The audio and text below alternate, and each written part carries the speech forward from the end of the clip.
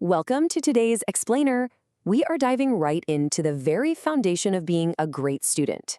We're going to break down the blueprint for mastering academic organization and building habits that actually work for you. Let's decode the architecture of academic success step by step. Here is our roadmap for today. We'll be hitting the organization myth, the power of small habits, building your success system, the art of self-monitoring, and finally taking the first step. Let's get into it. Section 1. The organization myth. Are we born organized or do we learn it? Okay, you've definitely noticed two completely different types of students in your classes, right? On one hand, you have the organized student. They turn their work in on time, they remember exactly what they need, and they stay incredibly calm even when things get super busy. And then, on the other hand, you have the disorganized student. They're constantly feeling rushed, frequently forgetting things, and just totally struggling to keep up with the workload. It's literally a night and day difference.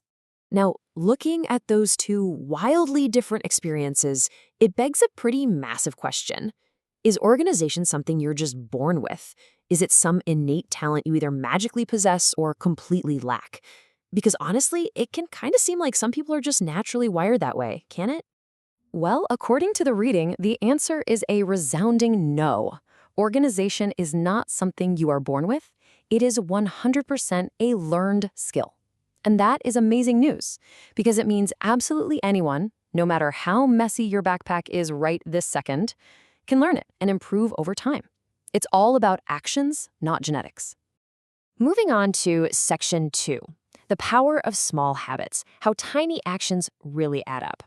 So if organization is a skill we learn, how do we actually learn it? Well, it starts right here, with 3 specific, small habits you can build. First, writing down your assignments. Second, keeping your materials in the right place. And third, checking what you need each day. These are super simple, but they are absolutely the building blocks of academic success. Now, you might be wondering, why do these small habits even matter, especially if they seem kind of unimportant at first? Because they add up. Doing these little things every day means you waste way less time looking for your stuff, you feel significantly less stressed out, and you're just way more prepared for class. They're basically your shield against academic chaos. Without those habits, things can go downhill incredibly fast. Here is one perfect example of how a tiny problem can snowball into a much bigger problem. Step 1. You lose a single piece of paper. Not a big deal, right? Well, because of that, you hit Step 2. You miss an assignment. And because of that missed assignment, you hit Step 3. You end up getting a lower grade in the class. A tiny mistake turns into a major consequence. Section 3. Building your success system. To really get this, we need to define our terms. In your own words, what exactly is a system? Put simply, a system is just the way you do things every single day.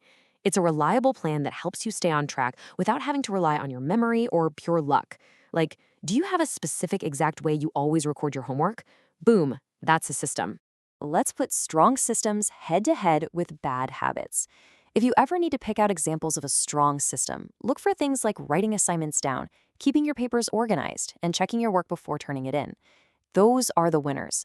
On the flip side, hoping you'll just magically remember everything or starting your work at the absolute last minute, those are bad habits.